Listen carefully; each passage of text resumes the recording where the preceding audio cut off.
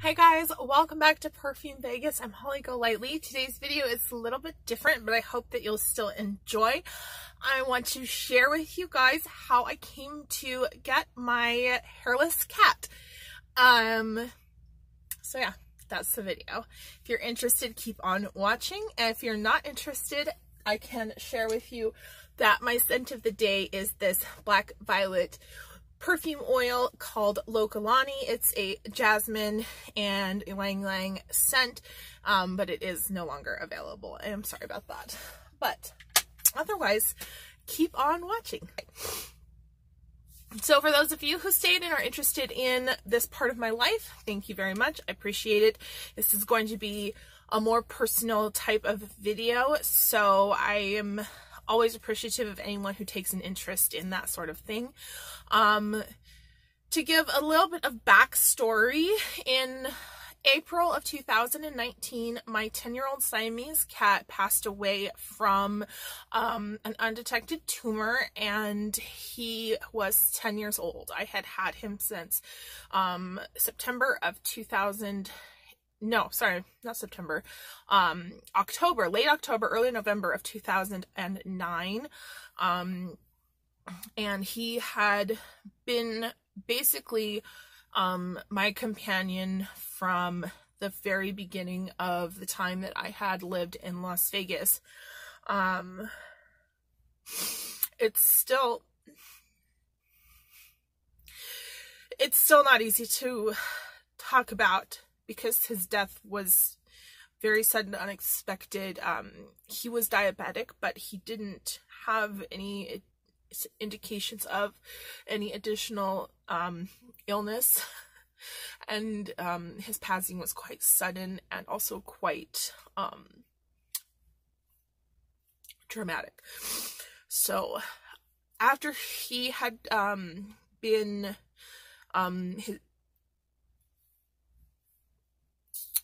remembered, I was really thinking to myself about whether or not I wanted to get another, holy moly, if I wanted to get another pet. I did consider getting a dog, but just unfortunately my lifestyle right now is not conducive to the ownership of a dog. I really don't have the space or the resources to dedicate to making sure that they're being trained correctly and cared for correctly,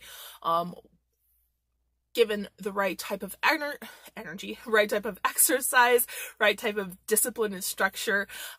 Because dogs are pack animals, you know, there's a type of structure that involves that's involved with providing them a comfortable home.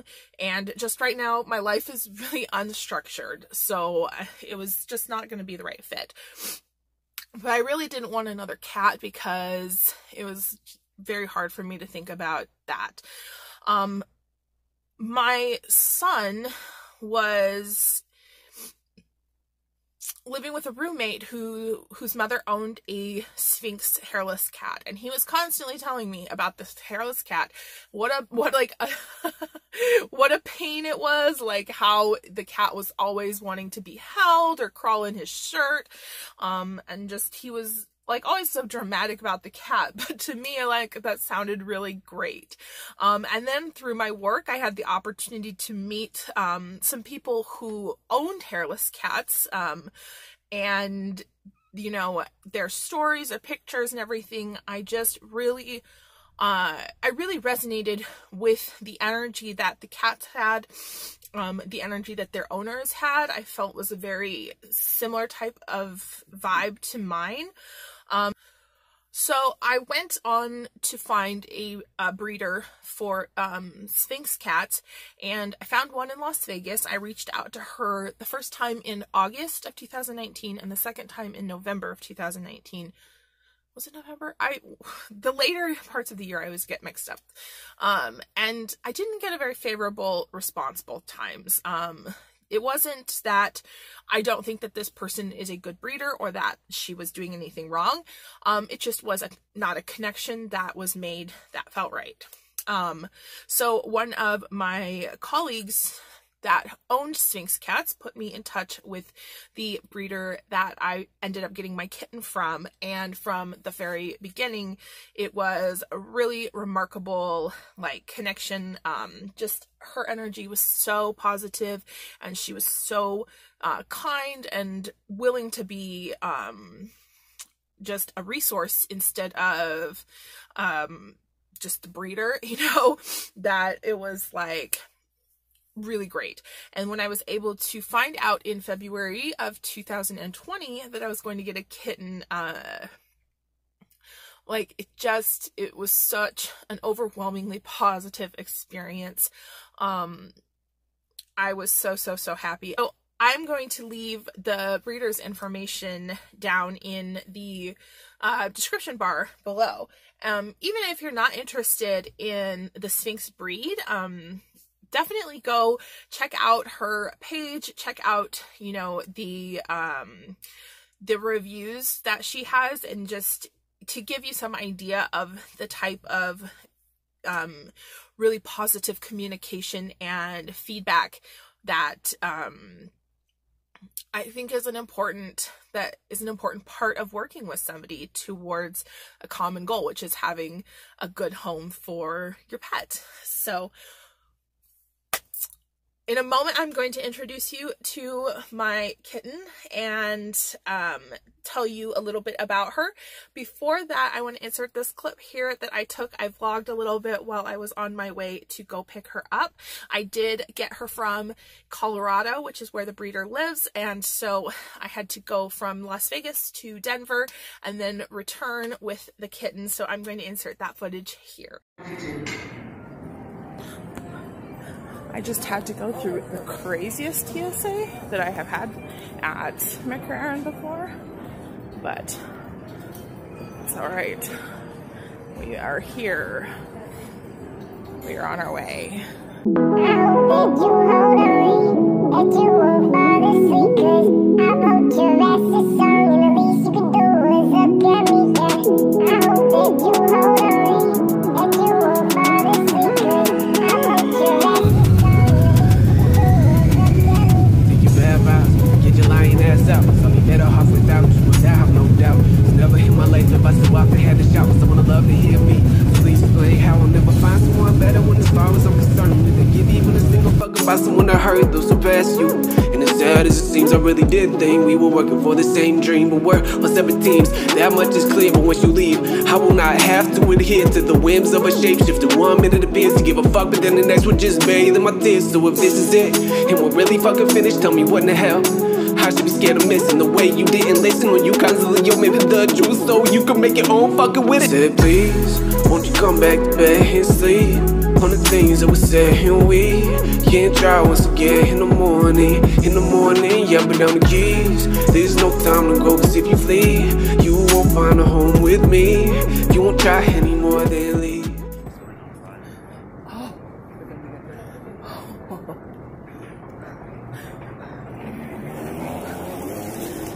Look at this. I haven't been on a moving walkway in forever. We're in Denver.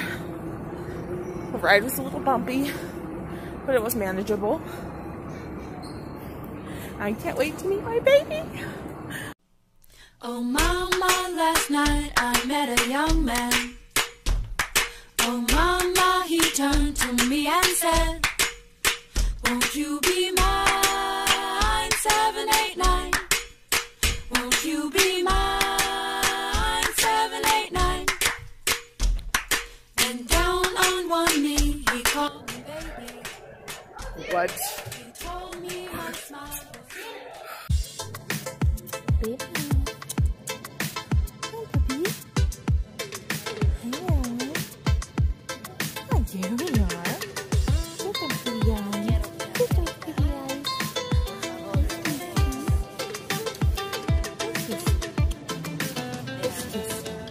She was a fairy in thigh highs with 9 lives. Blood type was tie-dye, her eyes lied. Cause she came from the land of the butterflies. Smell like pineapple, taste like lullabies. Wait for the flavor, her nature all on my navel. This ain't a flavor, I'm praising her like a savior. Mi princesa, mi nena linda, mi corazón. Mi mi chiquitita, mi chicharrón.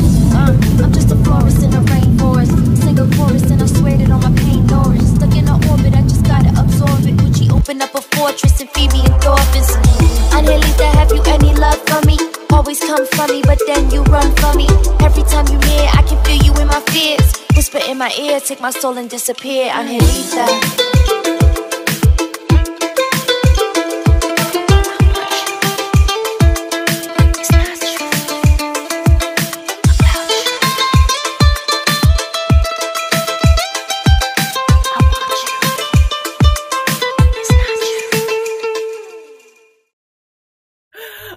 You guys, this is GiGi.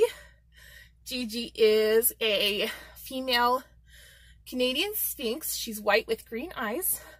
Look, baby. She also has only 3 legs, and she's so special. She is so intelligent. She's so sweet and loving, but so funny. She's no problem being independent, doing whatever she wants. She's just gone on to her bag back here. She's sitting down back there. Let me see. She's sitting down right back here. So she has no problem being independent, but she's also a super sweet little snuggler as well. She's just gone into her carrying bag that has some blankets and stuff for her to snuggle in.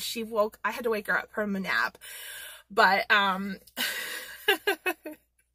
she is so wonderful. Her character is totally the opposite of my Siamese, which is, I think, a really good thing because it keeps me from thinking about him and making comparisons between them.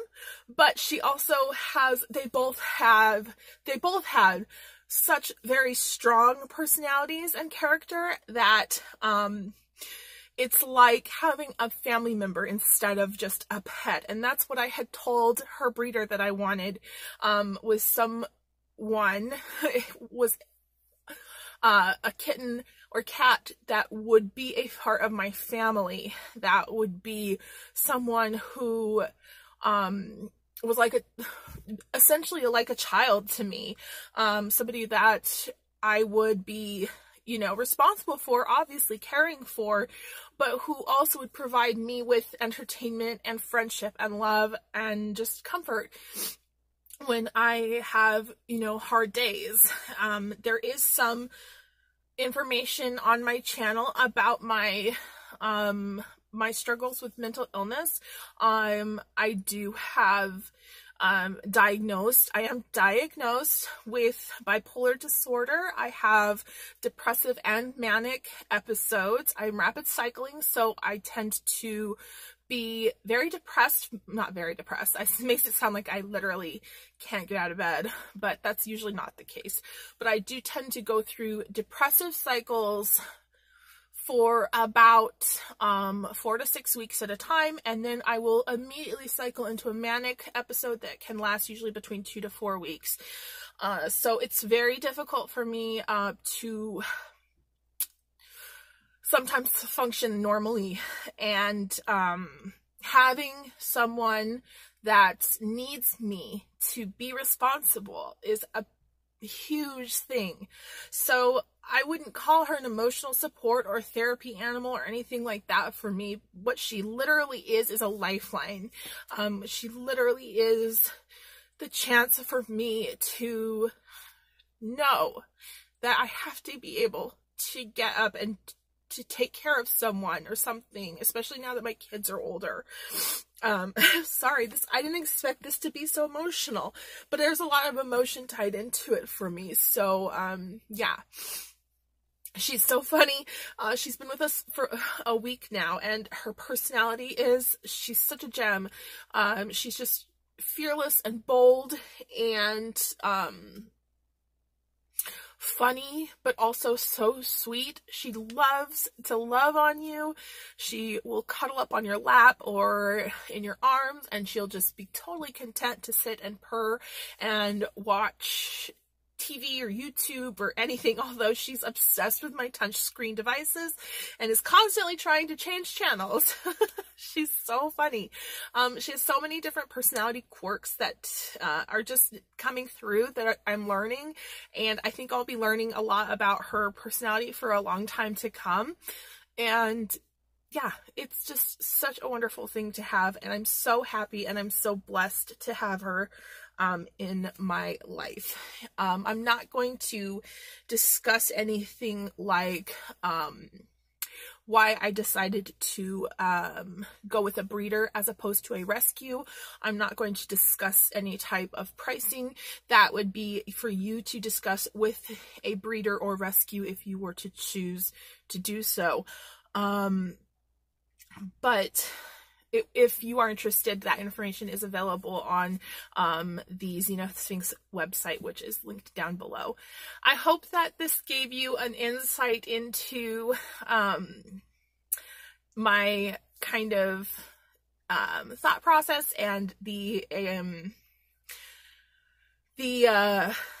experience of getting a kitten from a breeder. If you want to know more about the actual process, how it was for me from first contact to waiting to find out if I was going to be able to get a kitten from an upcoming litter, to choosing my kitten, to choosing a name, let me know.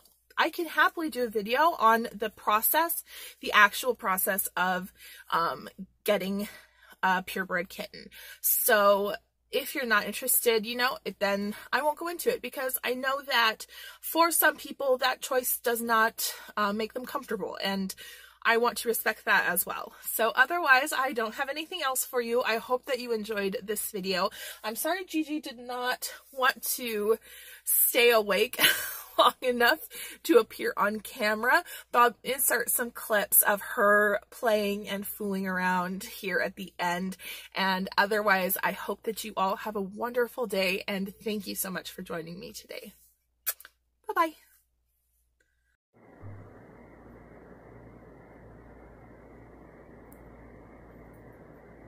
What you doing, girl?